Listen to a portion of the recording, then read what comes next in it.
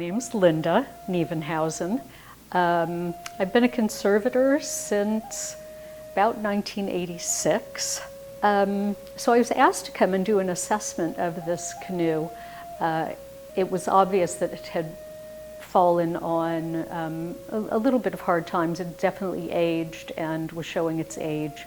And so as kind of a background check, I did some research into historical documents and documentation of how other birch bark canoes were made, and also how different people made them, because there are a lot of different styles in the birch bark history.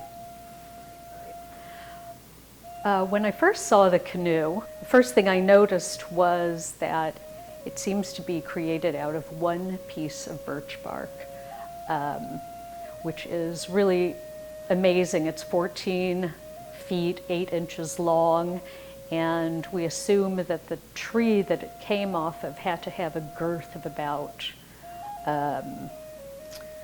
50 inches, 55 inches or something in order to make the canoe, which is a really large piece of felled, not felled tree, but cut birch piece.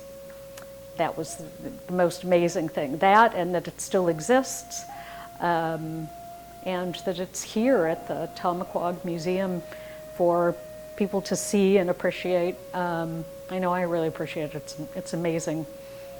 It's amazing.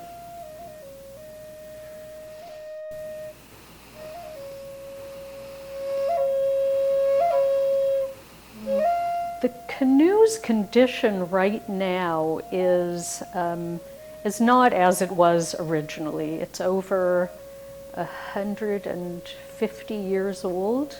It has been used in the past, and although it has been preserved by keeping it inside and not in use, it has some structural problems and also aesthetic problems. So it does need a bit of preservation and conservation, and maybe some restoration to kind of bring it back to its former condition. I'm not sure exactly how long it'll take to conserve the work. If I was working in a vacuum and I didn't have any input or any other historical background, or want to talk with people and understand different needs and different thoughts regarding the conservation and the preservation, it may be a relatively straightforward and quick kind of rote conservation. Beyond the conservation. Conservation is interesting, but working with people and understanding and learning is paramount to what I really want to do with conservation.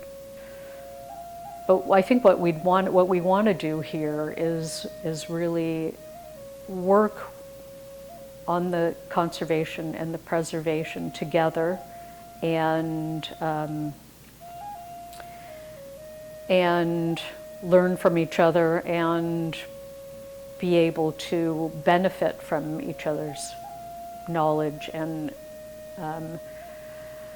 since we also have other aspects involved in the conservation, like moving and creating a new museum and a new location, I think those kind of extend our time period into what really entails the overall conservation and preservation of the canoe.